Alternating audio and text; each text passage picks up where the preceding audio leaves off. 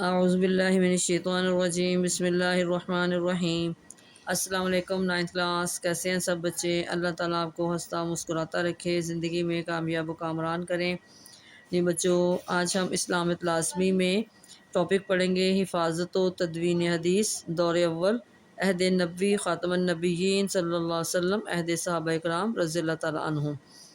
آج ہم اس کی ریڈنگ بھی کریں گے اور ساتھ میں شارٹ کوسچن بھی بناتے جائیں گے۔ سب سے پہلے جی، حدیث کسے کہا جاتا ہے؟ نبی کریم خاتم النبیین صلی اللہ علیہ وسلم کے قول، فعل اور تقریر کو حدیث کہا جاتا ہے۔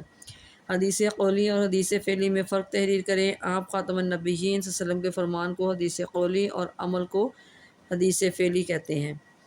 حدیث تقریری کسے کہتے ہیں؟ آپ خاتم النبیین صلی اللہ علیہ وسلم کے سامنے کسی صحابی رضی اللہ تعالیٰ عنہ نے عمل کیا ہو اور آپ خاتم النبیین صلی اللہ علیہ وسلم نے خاموشی اختیار فرمائی ہو تو اس کو حدیث تقریری کہتے ہیں۔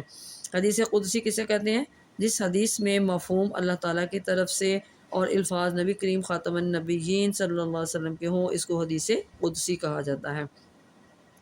آگے جی، احادیث مبارکہ کی قرآن مجید کی تفسیر اور تشریح ہے۔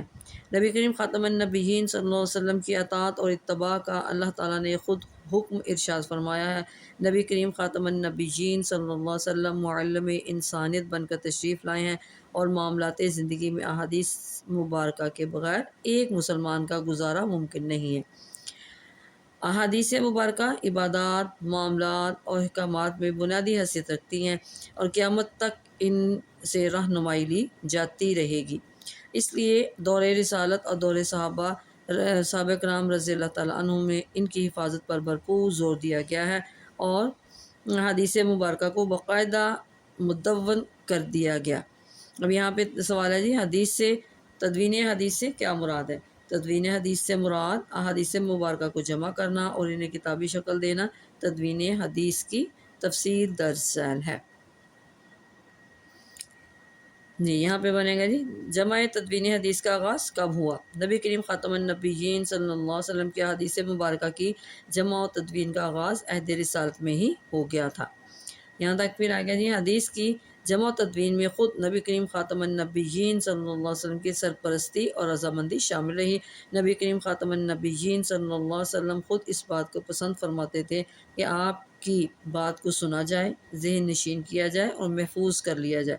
اسی وجہ سے آپ خاتم النبیین صلی اللہ علیہ وسلم ٹھہر ٹھہر کر گفتگو فرماتے تاکہ سامنے والا اسے اچھی طرح سمجھ لے اور یاد کر لے۔ بعض اوقات آپ خاتم النبیین صلی اللہ علیہ وسلم 3 مرتبہ اپنی بات کو دہراتے تاکہ مخاطب کے ذہن میں بیٹھ جائے۔ اب یہاں پہ بھی حدیث کی حفاظت کرنے والوں کے بارے میں آپ خاتم النبیین صلی اللہ علیہ وسلم کیا دعا دیتے تھے؟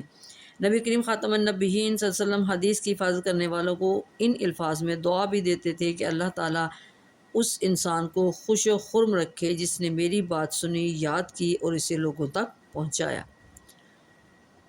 دورہ رسالت میں صحابہ کرام نے احادیث مبارکہ کو کن 3 ذرائع سے محفوظ کیا؟ دورہ رسالت میں صحابہ کرام رضی اللہ عنہ نے احادیث مبارکہ کو 3 بڑے ذرائع سے محفوظ کیا، جن میں انہوں نے احادیث مبارکہ کو حفظ کر لیا، لکھ لیا اور اس کے مطابق عمل کر کے احادیث کو محفوظ کیا۔ رسول اللہ خاتم النبیین صلی اللہ علیہ وسلم نے صحابہ کرام رضی اللہ تعالیٰ عنہ کی کس طرح حوصلہ افزائی فرمائی؟ نبی کریم خاتم النبیین صلی اللہ علیہ وسلم نے صحابہ کرام رضی اللہ تعالیٰ عنہ کی حوصلہ افزائی فرمائی کہ وہ آپ خاتم النبیین صلی اللہ علیہ وسلم کے فرامین کو یاد رکھنے کے ساتھ ساتھ تحریری صورت میں بھی محفوظ کریں۔ چنانچہ آپ خاتم النبیین صلی اللہ علیہ وسلم کی زندگی ہی میں احادیث نبویہ کو کتابی شکل میں محفوظ کرنے کا سلسلہ شروع ہو گیا تھا۔ رسول اللہ خاتم النبیین صلی اللہ علیہ وسلم کے وصال کے بعد صحابہ کرام رضی اللہ تعالیٰ عنہ کی بڑی تعداد نے اس عمل کو اپنی زندگی کا مشن بنایا۔ یہاں پہ جی، عہد رسالت میں احادیث مبارکہ کی کتابت کی تحریری شہادتیں تحریر کریں۔ تو اس میں آنسر میں کیا لکھیں گے؟ عہد رسالت میں احادیث مبارکہ کی کتابت کی کثیر شہادتیں موجود ہیں۔ دور رسالت میں جو دعوت نامے اور خطوط خود نبی کریم خاتم النبیین صلی اللہ علیہ وسلم نے مصر، شام اور ایران کے فرمانرواؤں کو لکھے، ان خطوط میں بعض تحریری شکل میں آج بھی مختلف مقامات پر محفوظ ہیں۔ یہاں تک پھر آئے جی، نبی کریم خاتم النبیین صلی اللہ علیہ وآلہ وسلم نے حضرت عمر بن خزام رضی اللہ تعالیٰ عنہ کو یمن کا والی بنا کر بھیجا۔ انہیں صدقہ اور وراثت کے متعلق احکام لکھوا کر دیے۔ اس طرح نبی کریم خاتم النبیین صلی اللہ علیہ وسلم نے مختلف علاقوں سے زکوٰۃ وصول کرنے کے لیے جن لوگوں کو روانہ فرمایا تھا ان کی رہنمائی کے لیے زکوٰۃ کے تفصیلی احکام لکھوا دیے تھے۔ یہ احکام باقاعدہ تحریری شکل میں صحابہ کرام رضی اللہ تعالیٰ عنہ کے پاس موجود تھے۔ یہاں پہ جی کن صحابہ کرام رضی اللہ عنہ کے پاس احادیث نبوی کے نسخے موجود تھے۔ بعض صحابہ کرام رضی اللہ عنہ کے پاس احادیث نبوی کے ذاتی نسخے بھی موجود تھے۔ صحیفہ صادقہ دور رسالت ہی کا مجموعہ احادیث تھا جو حضرت عبداللہ بن عمر بن عاص رضی اللہ تعالیٰ عنہ کا مرتب کرنا تھا۔ اس کے علاوہ حضرت ابو ہریرہ، حضرت علی المرتضیٰ اور حضرت عبداللہ بن مسعود رضی اللہ تعالیٰ عنہ کے پاس بھی احادیث مبارکہ کے تحریری نسخے موجود تھے۔ تابعین کے دور میں احادیث مبارکہ کی جمع تدوین کا طریقہ کیا تھا؟ تو یہاں پہ آنسر لکھیں گے صحابہ کرام رضی اللہ تعالیٰ عنہ کے بعد تابعین کے دور میں احادیث مبارکہ کی جمع تدوین نے ایک منظم تحریر کی شکل اختیار کر لی۔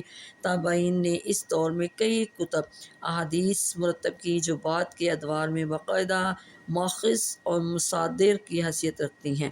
یہاں تک پھر جی احادیث نبویہ کی جمع تدوین کے حوالے سے یہ تمام کوشش ذاتی نوعیت کی تھی۔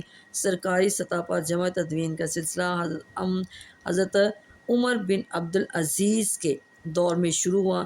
جمع و تدوین حدیث کی تحریک کو اوج کمال تک پہنچانے کا اعزاز امام مالک اور صحاح ستہ کے مؤلفین کے سر ہے۔ صحاح ستہ سے کیا مراد ہے؟ صحاح جمع ہے صحیح کی اور ستہ سے مراد ہے 6 حدیث کی وہ 6 کتابیں جن پر مسلم امت کا اجماع ہے کہ یہ سب سے زیادہ معتبر ہیں، انہیں صحاح ستہ کہتے ہیں۔ صحاح ستہ کی 6 کتابوں کے نام تحریر کریں تو اس میں آپ لکھیں گی موطا امام مالک، صحیح بخاری، صحیح مسلم، جامع ترمذی، سنن ابی داؤد، سنن نسائی، سنن ابن ماجہ اس دور کی یادگار ہیں۔ یہ احادیث مبارکہ کے مستند مجموعے ہیں۔ حدیث نبوی کی جمع و تدوین کے ذرائع میں حفظ اور کتابت کے بعد تیسرا ذریعہ امت میں سنت نبوی کا عملی طور پر جاری رہنا ہے جس کا حکم قرآن مجید میں موجود ہے۔ پوری امت کا اس بات پر اتفاق ہے۔ قرآن مجید کے بعد احادیث مبارکہ ہی ہدایت اور رہنمائی کا ذریعہ ہے۔ جی بچوں یہاں پہ بنائیں گے آپ سوال حدیث کی اہمیت کے بارے میں قرآن آیت کا ترجمہ تحریر کریں۔ اللہ تعالیٰ نے قرآن مجید میں حکم فرمایا وَمَا آتَاكُمُ الرَّسُولُ فَخُذُوهُ وَمَا نَهَاكُمْ عَنْهُ فَانْتَهُوا، اور جو کچھ رسول خاتم النبیین صلی اللہ علیہ وسلم تمہیں عطا فرمائے تو اسے لے لو، اور جس سے تمہیں منع فرمائے تو اس سے رک جاؤ۔ لاسٹ میں جی جمع تدوین حدیث کی پوری تاریخ پر نظر ڈالنے سے کیا واضح ہوتا ہے؟ جمع تدوین حدیث کی پوری تاریخ پر نظر ڈالنے سے واضح ہوتا ہے کہ اللہ تعالیٰ نے قرآن مجید کے ساتھ حدیث نبوی خاتم النبیین صلی اللہ علیہ وسلم کی حفاظت کے بھی خصوصی اسباب مہیا فرمائے ہیں تاکہ قیامت تک اہل ایمان اس پر عمل پیرا ہو کر دنیا اور آخرت میں کامیابی حاصل کر سکیں۔ جی بچوں یہ تھی آج کی ہماری ریڈنگ۔ آج ہم نے اس کی ریڈنگ بھی کی، ساتھ ساتھ اس کے شارٹ کویسچن بھی بنا لیے ہیں تاکہ آپ کو لانگ جب آپ یاد کریں تو اس میں آسانی ہو۔ دعا میں یاد رکھیے گا۔ اوکے، اللہ حافظ۔